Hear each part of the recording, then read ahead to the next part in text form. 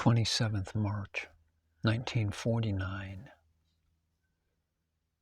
The lump which was removed from Maharshi's left elbow last month, and which was thought to be healing satisfactorily, subsequently started to grow again, so that the eminent surgeon, Dr. Raghavacharya, came today from Madras with surgical instruments to remove it.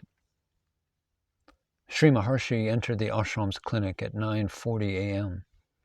The operation lasted 20 minutes and ended at about 10:30. The lump, which has been temporarily diagnosed as neuroma, is seated on the ulnar nerve with 2 fibers in it. A section is sent for microscopic examination. The surgeon, we are told, performed the operation skillfully by cutting deep and removing the last cell of the growth without injuring the ulnar nerve, which controls the forearm and fingers. He does not expect a recurrence of the growth. The whole afternoon Maharshi remained somnolent due to the local anesthetic injection given to him before the operation. No one can tell if he is feeling any pain.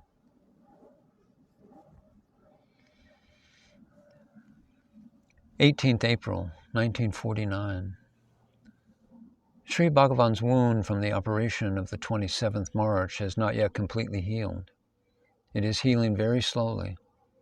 Our anxiety is not yet at an end. A week ago came the analyst's report which diagnosed it as a sarcoma. It has since a few days been mildly bleeding. But Sri Bhagavan's moods are as bright as ever, and the luster in his eyes is not in the least dimmed. This morning a small boy, about 10 years old, by my side, spoke to me in Telugu. Seeing that he was not understood, he walked slowly to the Maharshi's couch, leaned on it, and talked hurriedly to the master. Maharshi was all smiles and tenderness to him. Then he turned to us and explained that the child, having seen him lubricating his joints a little while ago, offered to do it himself, because in his opinion, Sri Bhagavan was too old to rub them effectively.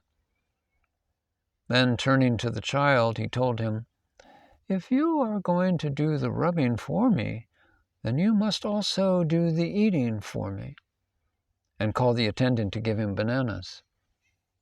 But before the fruit was brought, the little boy disappeared. 20th April, 1949. Sri Maharshi's health is causing grave anxiety to the 3 doctors, who have been in constant attendance on him, as well as to the devotees. A lady devotee wept much and went to him in tears and asked him to give her his disease and be cured of it, saying, "Bhagavan, you who are curing others must cure yourself and spare your life for us, your devotees." Once and then twice he waved her off, and seeing her great concern, finally replied with great tenderness, "Why are you so much attached to this body? Let it go." At about 5 p.m., the local police officials and Mrs. Teliarkan approached Sri Maharshi and explained to him all the arrangements they had made for the opening ceremony of the temple erected by this lady over the Patala Lingam. They wanted to know the year in which the first photograph of his was taken at Tiruvannamalai and a few other details. Sri Maharshi replied, "It was taken 4 years after my coming, in 1900. Originally, that lingam was on the surface of the ground, like all the other Samadhi shrines, before the big temple was built. But in course of time, the ground level rose. When much later the 1,000-pillared Mantapam was built, about 4 or 5 feet higher than the ordinary level, the lingam sunk still lower, so much so that it earned for itself the name Patala, meaning underground lingam. In those days I was alone with the elephant, which was always tied to the Mantapam. The 2 of them prostrated and left, but Sri Bhagavan continued his reminiscences, saying, "I stayed about 6 months in the big temple in which the Patala Lingam occupies a small corner.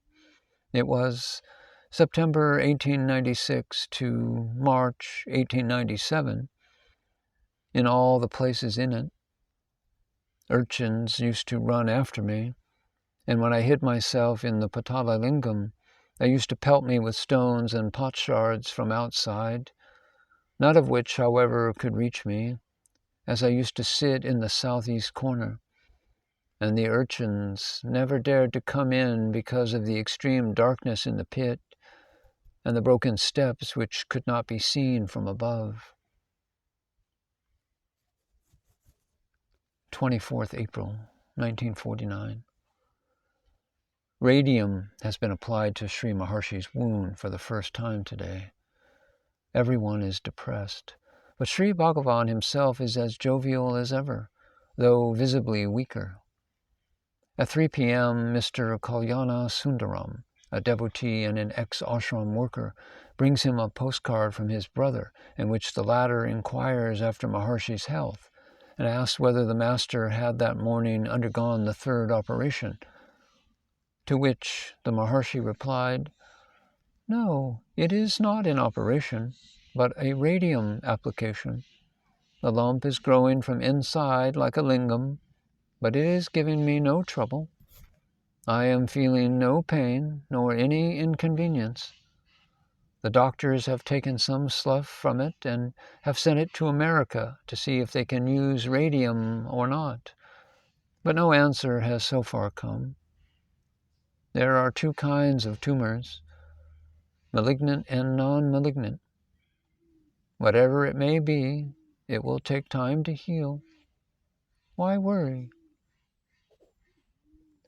After a few minutes, the attendant Venkata Ratnam goes to inquire on his own initiative and returns to inform Bhagavan that no slough has been sent to America, at which the Maharshi exclaims, "Is that so?"